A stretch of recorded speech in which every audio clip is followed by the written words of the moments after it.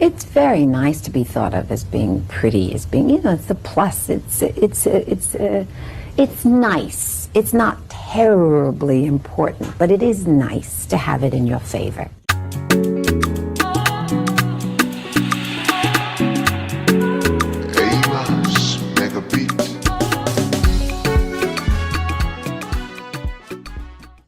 Hey guys, welcome back to my channel. Thank you so much for being here, and I really appreciate your time.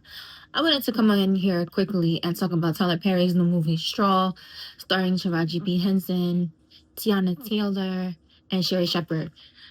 So, first off, I'm gonna say, like, spoiler alert, I didn't watch the movie. I have no intentions on watching this movie. I have no desire to watch the movie. When I first saw the movie announced and I saw, some of the synopsis and like some of the like press photos and stills, I was like, okay, this looks like another typical Tyler Perry movie. I'm just gonna pass on this one. Um, I pick and choose which ones of his project that I will take time to watch, depending on how interesting they seem to me. So I tried Beauty and Black. It was just too much. It was just too much. I felt like I was watching like a racist TV show that was written and produced by racist white people, because it's just a bunch of like stereotypes. So I turned it off. I tried the legal show that he just put out. I tried She the People. I tried Duplicity. I tried Mea Culpa. I tried those, and they were just bad. Some of them are like funny good, so like the parts that are supposed to be like dramatic and serious, they're funny, entertaining. Like A Fall from Grace is one of my favorite movies like this. Like when he says ashtray bitch, hilarious, like absolutely hilarious. But again, I enjoy those movies and movies like that only, in an ironic sense, not in the way they're supposed to be enjoyed and consumed. But I wanted to quickly jump on here and talk about Straw. So, like I said, I didn't watch the movie, but I was considering it at one point, and I did want to watch some reviews and see if it was what I suspected or if it was more to this movie. Now, in terms of the people I watch who, are different races and colors, genders, they pretty much all had the same kind of review, that the movie is emotionally taxing, that it's just one bad event after another, and this is just one of Tyler's typical tropes. The movie surrounds a tormented, sad, downtrodden Black woman.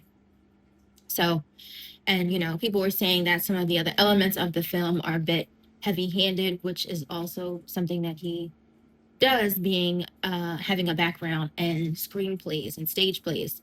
So on a stage play, the context of everything has to be heavy-handed. It has to be obvious because it's a stage play. There's no, what I'm saying? There's no like sequencing and where you can do flashbacks and things like that, like you can do in a movie. So you're limited in the editing that you can do, obviously, because it's live and because it's a stage play. So I believe, since that is his background, that's the way that he writes his movies as well. But I will say, during that stretch when he was, under Lionsgate, I felt like his movies were much better. Even his TV shows are much better.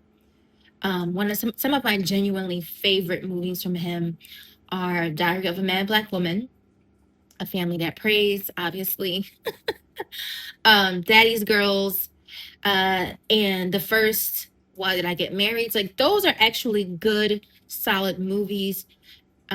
They absolutely have those tropes. They have like a lean towards Black American references. So if you're outside of that community, you may not understand it, but at least those were good movies.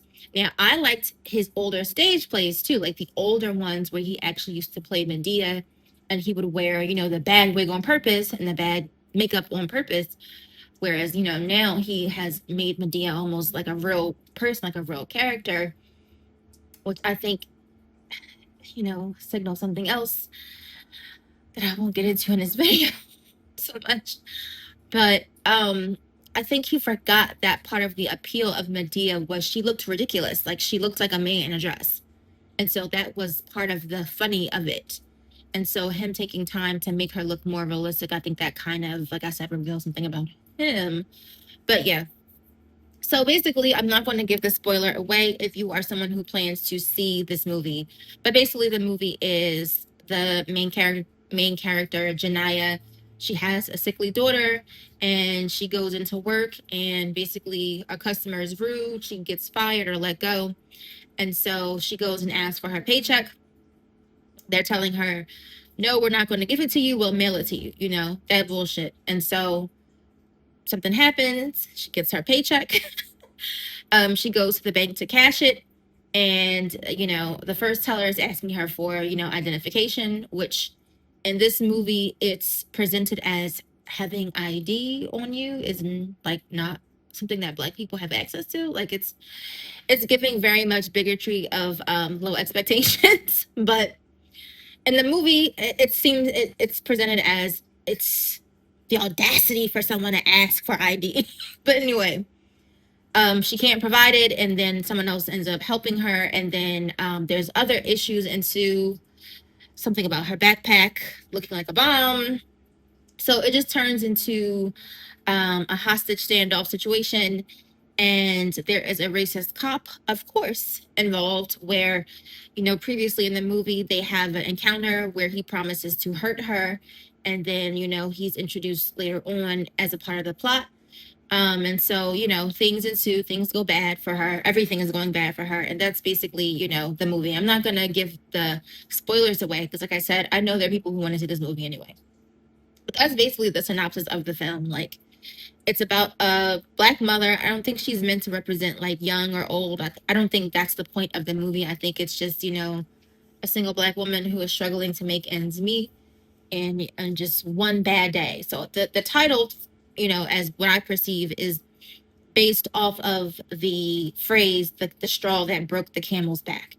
And it's alluding to a situation where, you know, obviously someone is enduring a lot and then one thing happens and then it just snaps. So that's basically what the title is in reference to, and that also plays into the plot of the movie. Okay. Now, the reason why, like I said, I don't want to watch this movie is because like I have no desire to watch another Black woman be in pain. I'm not interested in seeing another Black woman suffering. Black women suffering is not entertainment for me, and it will never be entertainment for me.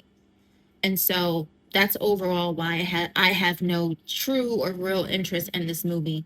But I understand that if you find his movies, all of them, all of his, projects to be relatable and they speak to you in some way, I understand that. I can hold space for that. That personally is not how I felt about it. Now, I wanted to say quickly that I think the reason why a lot of Black women are his main audience and do accept his offerings is because, like I said in one of my other videos, Black women trauma bond. We trauma bond with everything: our friendships, our romantic partners, even the media we consume. We trauma bond. And when we view trauma, when we see pain, when we see suffering, we relate to that. And it's affirming to us and it makes us feel like, okay, someone else is going through this too. And there's a humanness in that I absolutely understand and have tremendous empathy for. But as someone who is in a place in her life where I'm trying to look forward, and I really only want to be influenced by things I haven't seen and things I haven't experienced, and I want things to aspire to. That doesn't speak to me. Again, I understand why it would speak to you, but that doesn't speak to me. And I think the exploitative aspect concerning Tyler Perry is in a lot of his interviews and a lot of the times when he's gone on podcasts to do press, he doesn't seem to really like Black women. He doesn't seem to really care for us. And so it's problematic that plenty of his characters end up being Black women who are in duress, who are being mistreated, who are being abused. So you have to at some point take pause and think like, how is the creation and the creator related? And I know a lot of times people make the argument, oh well, these actors and actresses, this is the most they get paid in Hollywood. He pays them the most. He pays them what they're worth. And I think that is a part of the draw. That's why people keep signing up to act in his productions, is because they know he's going to pay them. Again, I don't know if that's sincere or if it's exploitatory. I couldn't tell you, but I do think that that is an aspect of why he's in the position that he's in, and why not only his audience, but there are actors who are willing participants and what are essentially, struggle films, are borderline black exploitation films, or should I say, perpetuator of the same struggle narrative that we see all the time. And there's something to be said about the fact that he has all of this money and resources and studio space, and he has all of these things at his disposal, and yet instead of making inspiring films or films that have more well-rounded characters, or getting help from other writers and directors and creatives, he just wants everything to be out of his own head. And oftentimes I feel like that's why his newer work has been so poor, and oftentimes borderline caricatures, or parodies of the real struggles that women of color and black women and people of color face. Because that's what I feel when I watch a lot of his work. I don't feel the relatability. I feel, like I said, like if you told me Tyler Perry was a little white man inside of a Tyler Perry like animatronic, and he was controlling Tyler Perry, and at night he like sits down in a chair and his head opens up like, and then like a white person pops out. That would make sense to me, because uh, these stories don't seem authentic. They seem like caricatures, like a stereotype of something, of something, of something. It doesn't feel authentic and genuine. Even the way a lot of his characters talk, their black accents are exaggerated, even for black people. Yeah, that's how I feel about this movie.